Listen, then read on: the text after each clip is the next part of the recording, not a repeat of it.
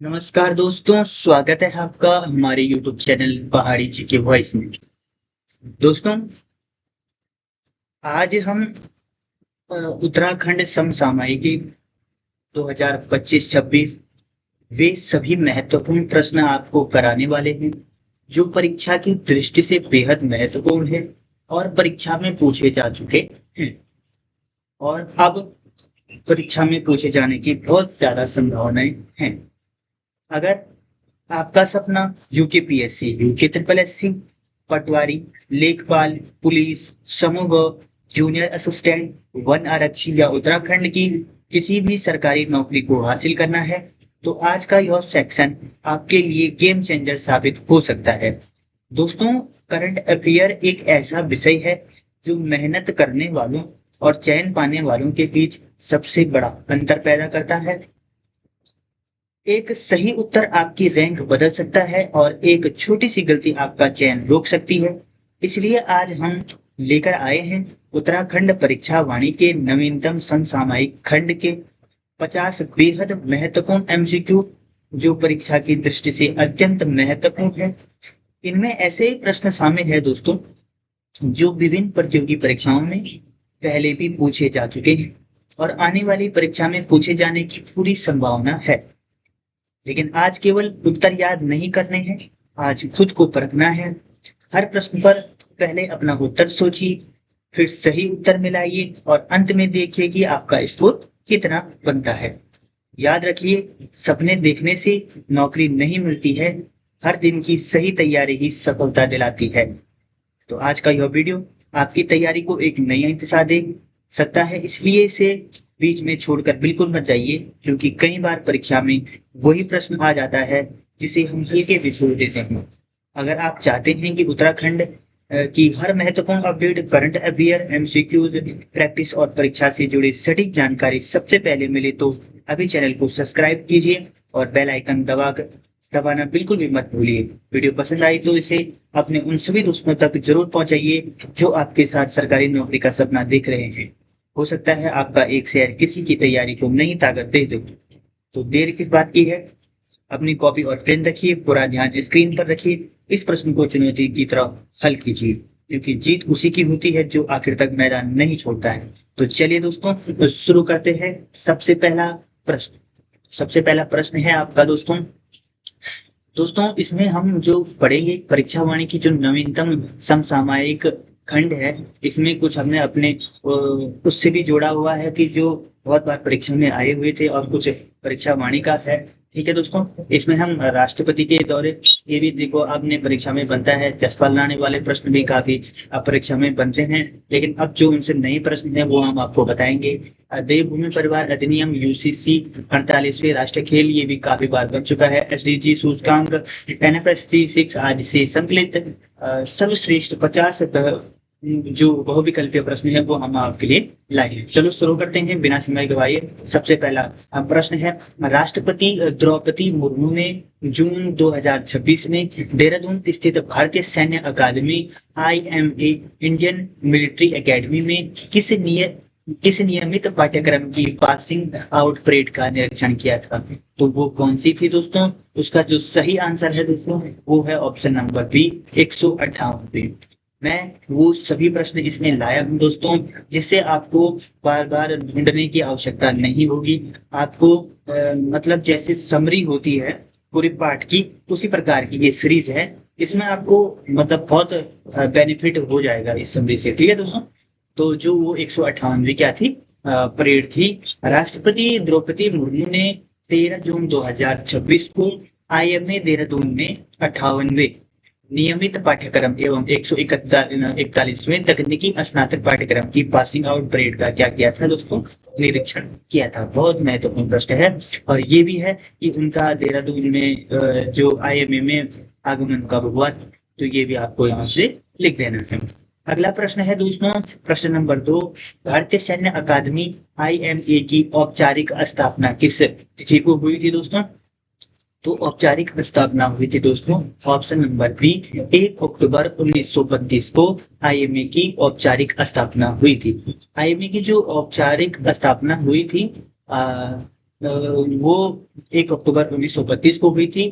तथा दोस्तों जो 10 दिसंबर और 1932 को क्या हुआ था कि सर फिलिप चैडविक द्वारा इसका क्या किया गया था, उद्घाटन किया गया था। तो कभी कभी प्रश्न पूछा जाता है कि भारतीय सैन्य अकादमी का उद्घाटन किसने किया था। ऑप्शन में दे देगा फिलिप चैडविक या और अन्य दे देगा। ठीक है, अगला प्रश्न है दोस्तों, जून 2026 में दिवंगत हुए प्रसिद्ध भारतीय निशानेबाज जसपाल राणा को किस वर्ष अर्जुन पुरस्कार से सम्मानित किया गया था दोस्तों। तो इन्हें 1994 में जसपाल राणा को अर्जुन पुरस्कार से क्या किया गया था, सम्मानित किया गया था। दोस्तों एक प्रश्न बनता है जिसको आपने कमेंट में बताना है कि जसपाल राणा का संबंध किस खेल से है। ठीक है दोस्तों, आपका ध्यान कितना इस सीरीज पर है वो थोड़ा पता चल जाएगा। ठीक है दोस्तों, तो 1994 में उनको क्या मिला, अर्जुन पुरस्कार मिला। जसपाल राणा को 1994 में अर्जुन पुरस्कार मिला है और 1997 में पद्मश्री तथा 2020 में द्रोणाचार्य पुरस्कार प्रदान किया गया था। ये बेहद महत्वपूर्ण प्रश्न है कि जसपाल राणा का संबंध किस खेल से है, ये आपको कमेंट में जरूर बताना है। ठीक है, तो ये आपके तीनों के तीनों हो चुके हैं। अगला प्रश्न है दोस्तों, ये है दोस्तों पहाड़ी जी के वॉइस यूट्यूब चैनल। अगला प्रश्न है, जसपाल राणा ने पेरिस ओलंपिक 2024 में किस खिलाड़ी के कोच मार्गदर्शक के रूप में महत्वपूर्ण भूमिका निभाई थी। दोस्तों आपको लगेगा कि ये 2024 में पूछा जाना था, लेकिन अब नहीं पूछा जाएगा। बिल्कुल ऐसा भी नहीं है दोस्तों, ये जरूर पूछा जा सकता है। ऐसा नहीं कि आप ऐसे समझो कि सिर्फ एक ही साल के करंट अफेयर पूछे जाते हैं, ये उस टाइप का प्रश्न नहीं है। ठीक है, तो इसलिए इसके पूछे जाने की पूरी पूरी संभावना है। तो जसपाल राणा ने पेरिस ओलंपिक 2024 में किस खिलाड़ी के कोच मार्गदर्शन के रूप में महत्वपूर्ण निभाई थी। तो दोस्तों इन्होंने मनु भाकर जो थे, तो पेरिस ओलंपिक 2024 में दोहरे कांस्य पदक विजेता जो थे मीनू भास्कर के कोच के रूप में क्या किया था, इन्होंने मार्गदर्शन किया था। किसने किया था दोस्तों, ये किया था जसपाल राणा जी ने किया था। ठीक है दोस्तों, अगला प्रश्न है, देवभूमि परिवार अधिनियम 2026 के तहत परिवार का मुखिया किसे माना जाता है। तो दोस्तों देवभूमि परिवार अधिनियम जो है 2026, ठीक है, तो के तहत परिवार का मुखिया किसे माना जाता है, तो वो माना जाता है ऑप्शन नंबर बी, 18 वर्ष या उससे अधिक आयु की सबसे वरिष्ठ महिला को क्या माना जाता है, परिवार का मुखिया माना जाता है। दोस्तों इस प्रकार से भी प्रश्न बन सकता है कि देवभूमि परिवार अधिनियम 2026 का संबंध किससे है। ठीक है, तो ये भी बन जाएगा, तो आप समझ आना इसका संबंध किससे है। ठीक है, क्योंकि हमने बता दिया है। तो 18 वर्ष या उससे अधिक आयु की सर्वश्रेष्ठ जो वरिष्ठ महिला होती है वो परिवार की मुखिया होती है। किसके अनुसार, देवभूमि परिवार अधिनियम 2026 के तहत। देवभूमि परिवार अधिनियम 2026 के अंतर्गत जो 18 वर्ष या उससे अधिक आयु की जो परिवार की सबसे वरिष्ठ जो महिला होती है वो परिवार की क्या होती है, मुखिया होती है। अगला प्रश्न है, देवभूमि परिवार अधिनियम 2026 के तहत विशिष्ट देवभूमि परिवार आईडी जारी करने के लिए राज्य में रहने की न्यूनतम अवधि क्या निर्धारित की गई है। तो दोस्तों देवभूमि परिवार अधिनियम 2026 के तहत विशिष्ट देवभूमि परिवार आईडी, ठीक है, विशिष्ट देवभूमि परिवार आईडी जारी करने के लिए राज्य में रहने की न्यूनतम जो अवधि है वो ऑप्शन नंबर सी है आपकी 15 वर्ष या उससे अधिक। तो अधिनियम उन परिवारों को कवर करता है जो 15 वर्ष या उससे अधिक समय से राज्य में रह रहे हैं। अगला प्रश्न है दोस्तों, उत्तराखंड सार्वजनिक दूध ग्लैम्बिंग रोकथाम अधिनियम 2026 किस औपनिवेशिक कानून को प्रतिस्थापित करता है दोस्तों। तो दोस्तों ये करता है सार्वजनिक जुआ अधिनियम 1867 को क्या करता है, प्रतिस्थापित करता है। सार्वजनिक जो दूध रोकथाम अधिनियम 2026 औपनिवेशिक काल के सार्वजनिक जुआ अधिनियम 1867 को प्रतिस्थापित करेगा। अगला प्रश्न है, वर्ष 2026 में उत्तराखंड से पद्म विभूषण या भूषण सम्मान प्राप्त करने वाले एकमात्र व्यक्ति कौन थे दोस्तों। तो ये थे आपके भगत सिंह कोश्यारी। दोस्तों भगत सिंह कोश्यारी का संबंध किससे है, तो ये आपको जरूर याद रखना है। आइए आपको कमेंट बॉक्स में बताना है, ये आपको बिल्कुल भी पता होगा अगर आप अच्छे तरीके से उत्तराखंड की जो परीक्षाओं की तैयारी कर रहे हैं।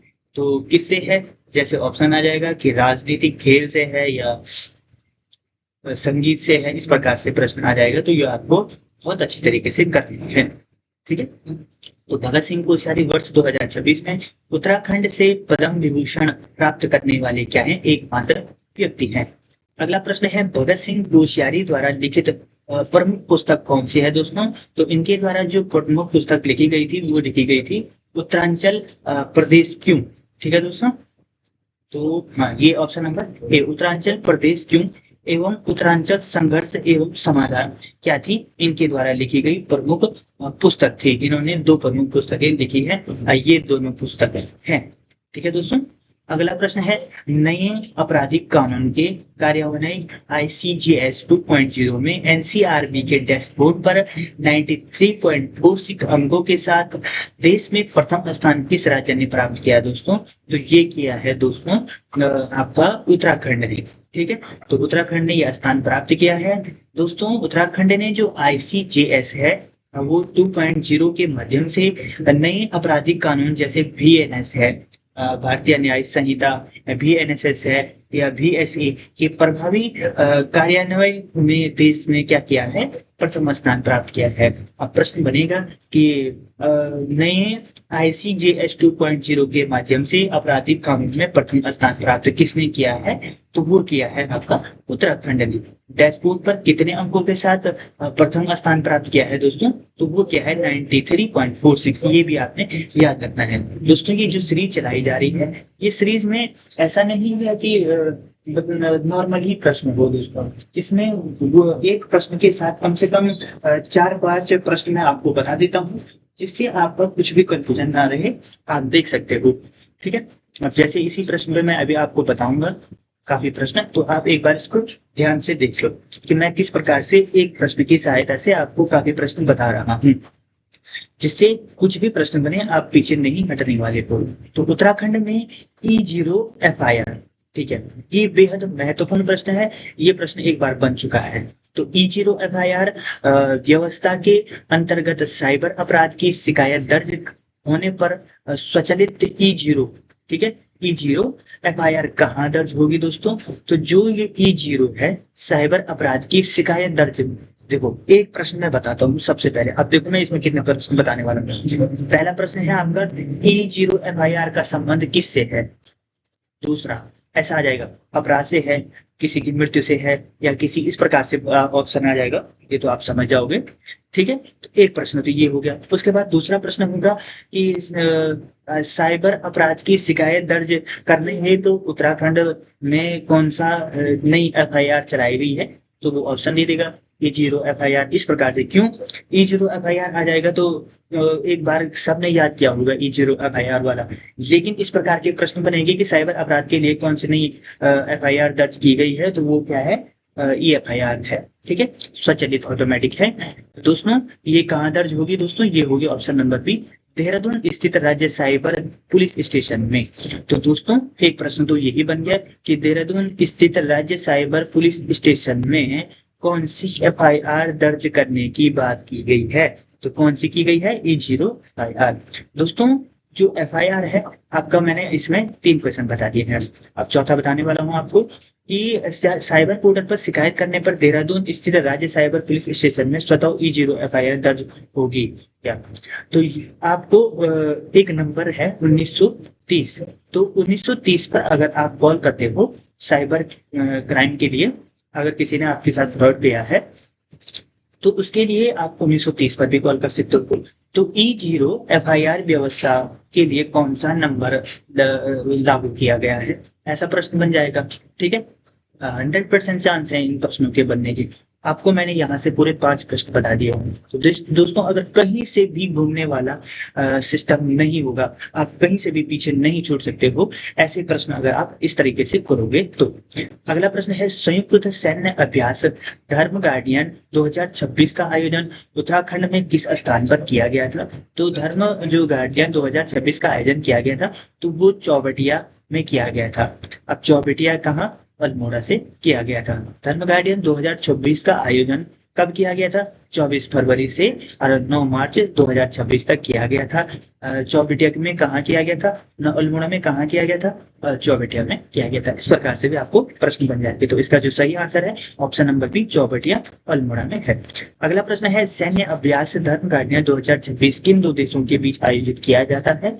तो ये किया जाता है दोस्तों ऑप्शन नंबर बी, भारत और जापान के बीच किया गया था, जिसमें भारतीय सेना लद्दाख स्काउट्स एवं Japan ground self defence force 32वीं इन्फेंट्री के बीच प्रतिवर्ष आयोजित होता है।